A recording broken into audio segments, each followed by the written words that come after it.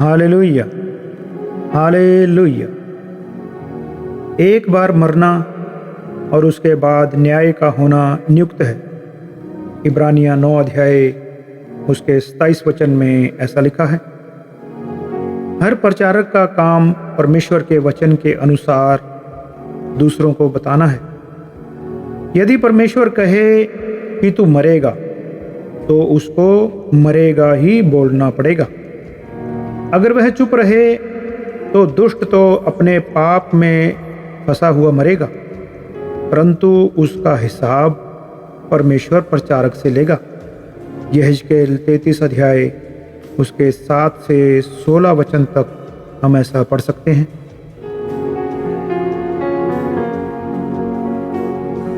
परंतु प्रचारक परमेश्वर के न्याय के विषय में दुष्ट को बता दे और वह ना बदले, तो दुष्ट मरेगा, परंतु प्रचारक बच जाएगा। सबको अपनी अपनी जान बचानी है।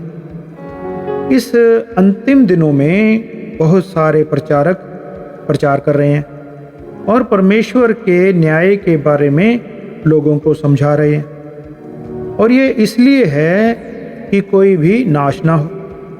परमेश्वर कहता है, तुम क्यों मरो? यहेजकेल 33 अध्याय उसके 11 वचन में ऐसा लिखा है।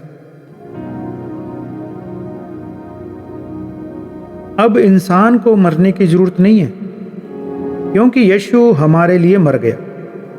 ये बात सबको बताना है। यीशु सारे संसार के पापों के लिए मर गया। अब पापी रहने की आवश्यकता नहीं है। नरक में जाने की भी अब किसी को जरूरत नहीं है, क्योंकि यीशु का लहू हमें सारे पापों से धोकर शुद्ध करता है। पहला यूहन्ना 1 अध्याय उसके 7 वचन में ऐसा लिखा है।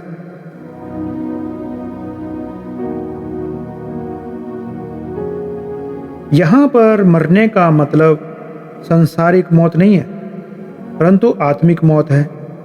इसको दूसरी मृत्यु भी कहते हैं। प्रकाशित वाक्य 20 अध्याय उसके 14 वचन में ऐसा लिखा है।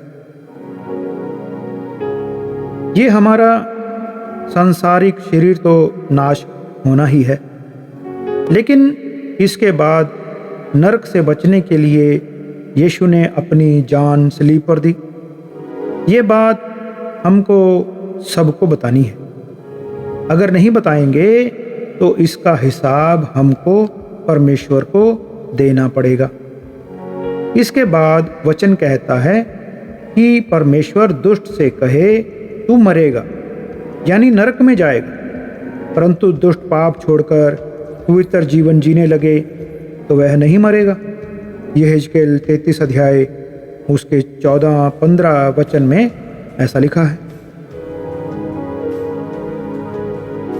और अगर परमेश्वर धर्मी से कहे कि तू जीवित रहेगा, अर्थात स्वर्ग में जाएगा, परंतु वह पाप करने लगे, तो वह फिर स्वर्ग में नहीं परंतु नरक में ही जाएगा। यहेजकेल 33 अध्याय उसके 13 वचन में ऐसा लिखा है। इसका मतलब है कि धर्मी पापी बन सकता है और पापी धर्मी बन सकता है। दाऊद परमेश्वर के मन के अनुसार था, परंतु जब उसने पाप किया तब वह उसके मन के अनुसार नहीं था। परमेश्वर ने उसको मार डालने की सोची, परंतु मारने से पहले नातान नबी को उसके पास भेजा ताकि उसका पाप सबको बताए और उसको सुधारने का एक मौका दे।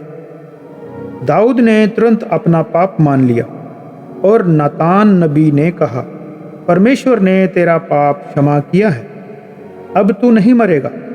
दूसरा शमूएल 12 अध्याय उसके 13 वचन में ऐसा लिखा है। सचमुच परमेश्वर किसी भी पापी की मौत से खुश नहीं होता, परंतु वह चाहता है कि सब यीशु के लहू से पवित्र होकर स्वर्ग में जाएं। यहेजकेल 33 अध्याय उसके 11 वचन में ऐसा लिखा है।